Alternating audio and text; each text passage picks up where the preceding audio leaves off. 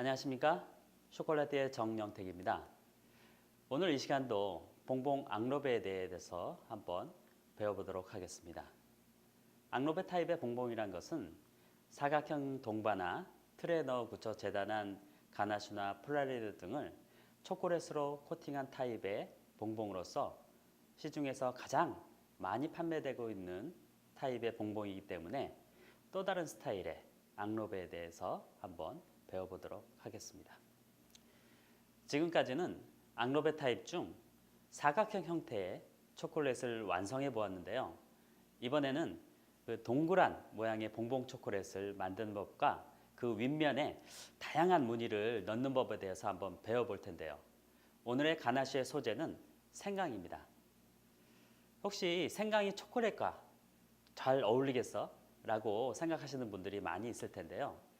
초콜릿은 민트나 허브 그리고 스파이시한 향신료와도 굉장히 잘 어울립니다. 다만 너무 카카오 함량이 많은 비터 다크 초콜릿보다는 밀크 초콜릿이나 화이트 초콜릿과의 궁합이 매우 좋습니다. 자, 그럼 진저 봉봉을 만들기 전에 도구에 대해서 한번 살펴보도록 하겠습니다. 토치, 초콜릿 틀, 초콜릿 전사지, 플라스틱으로 된 겁니다. 그리고 비닐로 된 초콜릿 전사지, L자형 스파츌러, 고무주걱, 초콜릿 디핑 포크, 원형으로 된 스테인리스 틀, 스텐 볼, 스텐 냄비, 비닐을 깐 아크릴판. 네, 이번에는 진저 봉봉 초콜릿의 재료를 한번 알아보도록 하겠습니다. 다크 초콜릿, 밀크 초콜릿, 카카오 버터, 전화당, 생크림, 생강. 네, 이번 시간에는 데코레이션으로 쓰이는 초콜릿 전사지와 플라스틱 전사지라는 것을 한번 새롭게 준비해 보았는데요. 여기에 보시는 것처럼 이렇게 생긴 초콜릿 전사지라는 것은 그 식물성 카카오 버터에 초콜릿 식용색소로 색을 칠해서 모양이나 그림을 그려놓은 것을 말하고 있습니다. 그래서 초콜릿의 모양을 연출할 수 있는 데코레이션 시트지라고 여러분들은 이해하시면 되겠습니다. 사용법을 마스터하시면 초콜릿 샵에서 팔고 있는 아주 멋진 초콜릿도 여러분이 한번 만들어 보실 수 있을 것입니다. 하지만 여러분들이 주의하셔야 할 점이 몇 가지 있는데요. 초콜릿처럼 이 전사 시트지도 매우 민감한 부분이 있습니다. 그래서 초콜릿 시트지를 보시면은 여기 매끄러운 면과 이렇게 거친 부분이 있는데 이러한 거친 부분을 손가락으로 문지르거나 물이 젖지 않게 하셔야 되고요. 그렇기 때문에 전사 시트는 매끄러운 면보다는 거친 면을, 여기에 보시는 것처럼 이렇게 거친 면에 초콜릿을 닿게 됐을 때 무늬가 초콜릿에 배어 나오게 됩니다. 그리고 이런 전사 시트는 우리가 보통 온도보다는 한 23도나 20도 정도 이하의 서늘한 곳에 보관해 두셔야 사용하기가 좋습니다.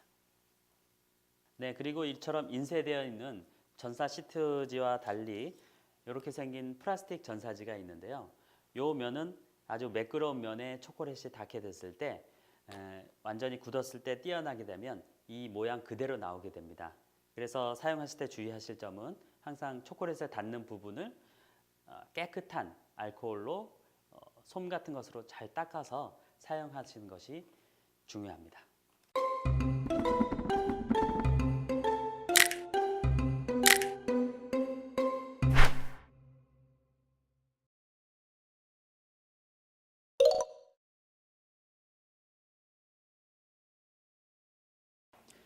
자, 이제 본격적으로 진저 봉봉 초콜릿을 시작해 보도록 하겠습니다.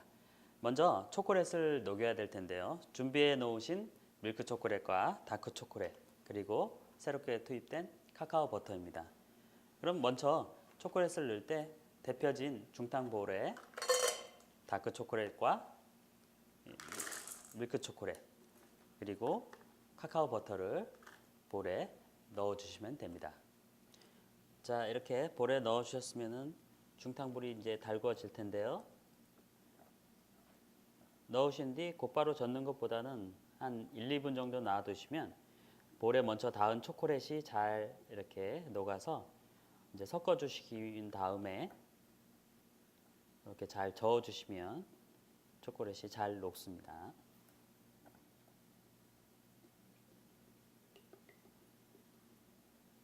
항상 초콜릿을 녹일 때 말씀드리지만 너무 뜨겁게 팔팔 하게 되면 아무리 중탕이라도 초콜릿이 너무 온도가 올라가서 나중에는 60도 이상 올라가게 되면 녹아버리는, 아니, 60도 이상 올라가게 되면 초콜릿이 익어버리는 현상까지도 발생하기 때문에 너무 뜨겁지 않게 녹여주시는 것이 중요합니다.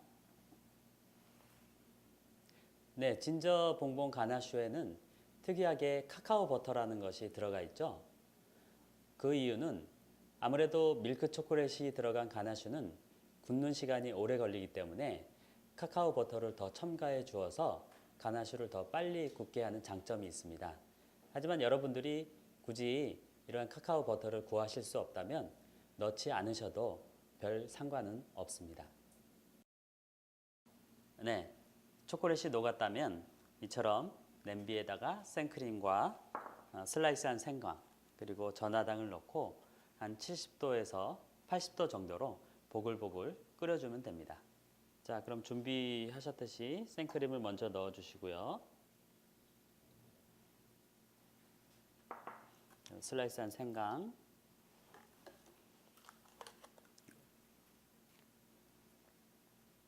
전화당을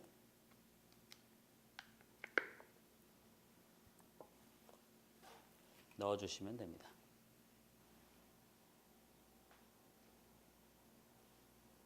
네, 이처럼 생강을 넣고 생크림을 너무 뜨겁게 끓이게 되면 분리가 나기 쉽기 때문에 적당한 온도로 끓여주시고요. 만일 생강향이 진하게 나오게 하려면 뚜껑을 덮고 장시간 우려내 주시는 것도 좋습니다.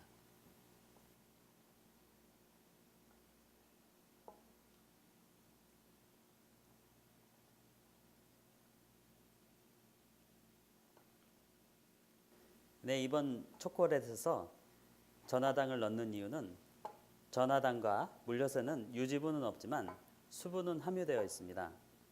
전화당과 물엿의 결정화되지 않는 성질 덕분에 보습력이 뛰어나 가나슈에 사용하면 촉촉한 식감을 낼 수 있고 유화도 잘 이루어지기 때문에 부드러움도 장기간 유지됩니다.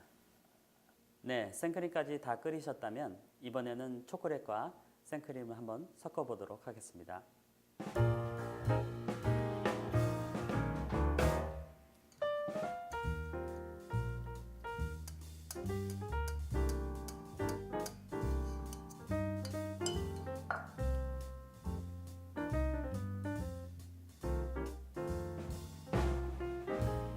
또 마찬가지로 안에서 살살 여러 번 저어주시면 생크림이 튀지 않고 먼저 초콜릿과 같이 유화가 되기 시작합니다.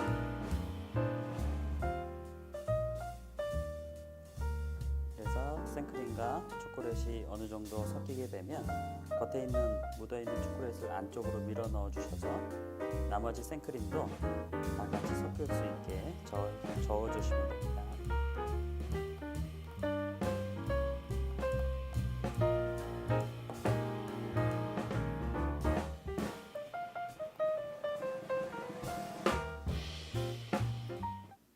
네, 그러면 가나슈가 준비가 다 되었습니다. 여러분 여러 번 반복하셨듯이 이 가나슈도 준비된 틀에 엘자 스파츌러를 이용해서 편편하게 밀어주시면 됩니다. 한번 부어볼까요?